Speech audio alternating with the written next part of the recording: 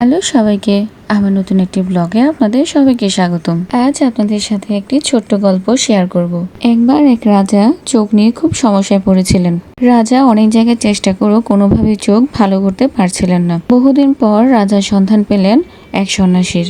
তিনি রাজার সমস্যার সমাধান করিতে পারবেন এই লক্ষ্যে রাজা সন্ন্যাসীর কাছে গিয়েছিলেন। তিনি সন্ন্যাসীর কাছে গিয়ে বললেন, আমার চোখের সমস্যা ঠিক করে দিন, আমি চোখে কিছুই ঠিক মতো দেখতে পারছি না। তখন সন্ন্যাসী বললেন, রাজন, আমি আপনার সমস্যা বুঝতে পেরেছি, আপনি এখন থেকে শুধু লাল জিনিসের দিকে দেখবেন। রাজা সন্ন্যাসীর কথা শুনে রাজপ্রাসাদে ফিরে গিয়ে পুরো রাজপ্রাসাদ লাল রং করে ফেললো। কিছুদিন পর আস্তে আস্তে রাজার চোখ ভালো হতে লাগলো। তখন রাজা খুশি হয়ে বললেন সেই সন্ন্যাসীকে নিয়ে আসতে এবং তিনি সেই সন্ন্যাসীকে পুরস্কৃত করবেন। তারপর সন্ন্যাসী যখন আসলেন তখন সৈন্যরা বালতি ভরে লাল রং দিয়ে তাকে রাঙিয়ে দিল। এমন অবস্থায় সন্ন্যাসী রেগে গিয়ে রাজাকে জিজ্ঞেস করলেন, আপনার সৈন্যরা আমাকে এভাবে লাল রং দিয়ে রাঙিয়ে দিল কেন?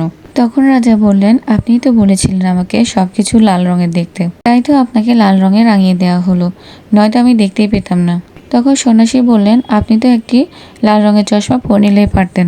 রাজা বললেন, আরে সত্যিই তো। তখন রাজা লজ্জায় পড়ে গেলেন। তখন সন্ন্যাসী বললেন, দেখেছেন রাজা, আমরা সমস্যায় পড়লে আশেপাশে সব কিছু পরিবর্তন করতে চাই, কিন্তু সমস্যার সমাধান যে আমাদের ভিতরে আছে তা লক্ষ্য করি না। কথায় আছে, change your self, the world will be change. তাই এই গল্প থেকে আমরা এই শিক্ষাটি পাই, আগে নিজেকে বদলাতে শিখুন।